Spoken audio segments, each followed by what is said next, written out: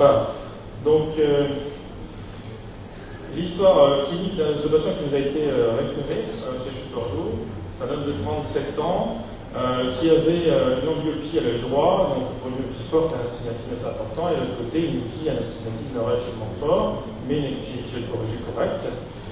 Une pachymétrie centrale normale, dans les normes, symétrique, et une densité endothéliale satisfaisante.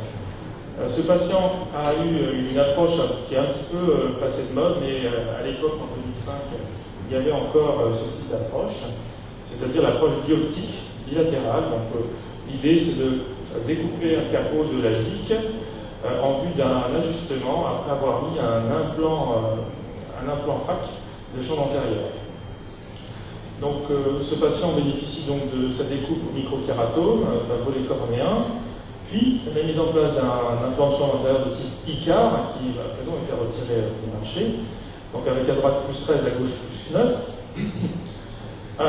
Il est malheureusement mal positionné sur l'œil droit, cet implant, et fait l'objet d'un petit repositionnement le lendemain de l'intervention.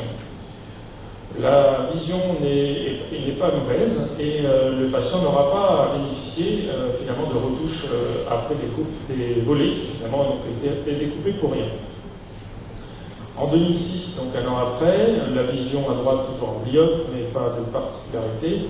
À gauche, la vision est correcte, sans correction, et l'examen clinique réputé normal.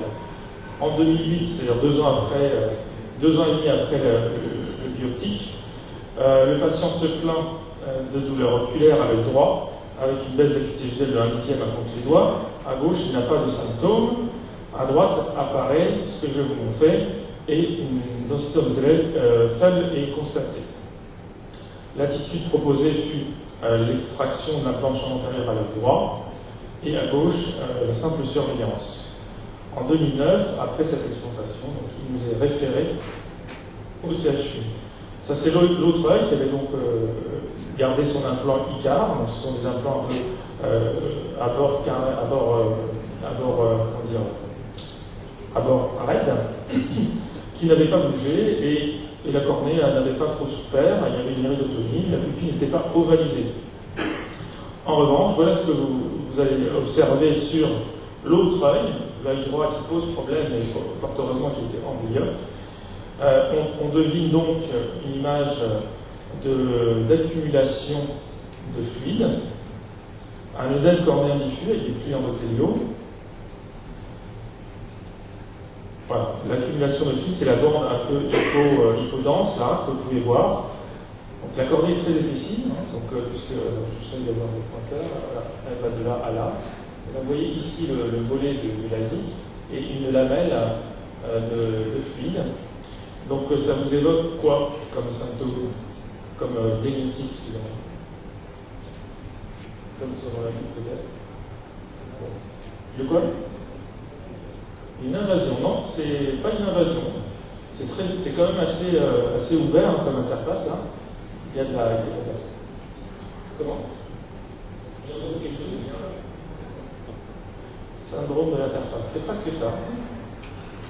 Donc, en OCT, pour vous aider, voilà ce qu'on voit. On voit une zone hyporéflective hein, qui correspond donc à la densité de l'eau. C'est pas vert, bien. Et on voit des zones qui sont plus ou moins décollées, ici. Et c'est une entité assez rare, qui correspond donc à l'accumulation de flotte au niveau de l'interface du zik, voilà, ici, qu'on appelle l'interface fluide syndrome, ou syndrome du fluide dans l'interface. Sa physiopathologie, c'est l'atteinte de la barrière endothéliale qui entraîne donc une diffusion d'humeur aqueuse dans une zone où le stroma a été fragilisé, avec une accumulation d'humeur aqueuse finalement, d'eau dans cet espace. La prise en charge que nous avons préconisée, malheureusement pour ce patient, fut la kératoplastie transfixiante, avec un indice et histopathologique. Aujourd'hui, s'il n'y avait pas eu le capot chez ce patient, on aurait fait plutôt une invasion endothéliale. Voilà ce que ça a donné, de belles images qu'on a publiées,